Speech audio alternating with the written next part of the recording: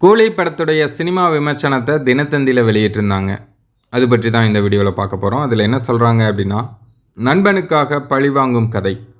சென்னையில் மேன்சன் நடத்தி வரும் தலைவர் ரஜினிகாந்த் விசாகப்பட்டினத்தில் உள்ள தனது நண்பன் சத்யராஜ் இறந்து போனது தெரியவர அங்கு செல்கிறார். அப்போது சத்யராஜ் மரணம் இயற்கையானது அல்ல என்பது தெரிய வருகிறது.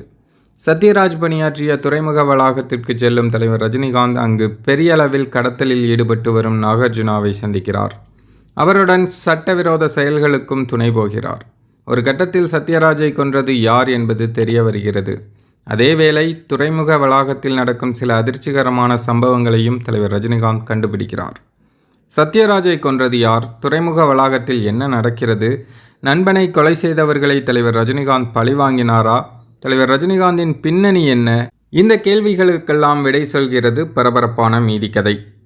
தனது ட்ரேட்மார்க் ஸ்டைலில் படம் முழுவதும் அசத்தியுள்ளார் சூப்பர் ஸ்டார் ரஜினிகாந்த்.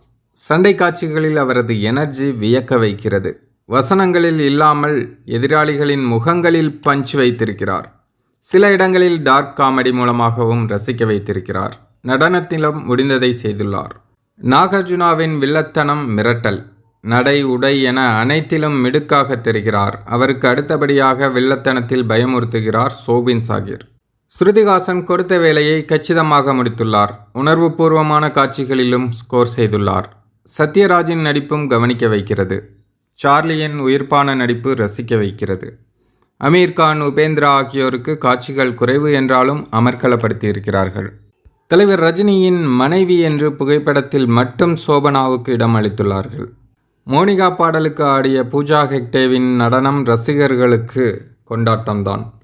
அனிருத்தின் அதிரச் செய்யும் இசை ஆட்டம் போட வைக்கிறது. பின்னணி இசையும் தெரி ரகம். தலைவர் ரஜினியை எல்லா கோணங்களிலும் அழகாக காண்பித்திருக்கிறார் ஒளிப்பதிவாளர் கிரிஷ் கங்காதரன்.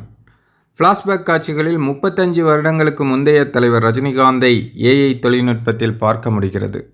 ஸ்டைலாக பீடி பிடிக்கும் காட்சிகளில் அரங்கம் அதிருகிறது. படத்தின் நீளம் அதிகம். வன்முறை காட்சிகள் இந்தளவு தேவையா? வழக்கமான பழிவாங்கல் கதை என்றாலும் புதுமையான திரைக்கதையில் பரபரப்பும் விறுவிறுப்பும் நிறைந்த காட்சிகளின் கோர்வையாய் படத்தை இயக்கி மீண்டும் தனது முத்திரையை பதித்துள்ளார் லோகேஷ் கனகராஜ்.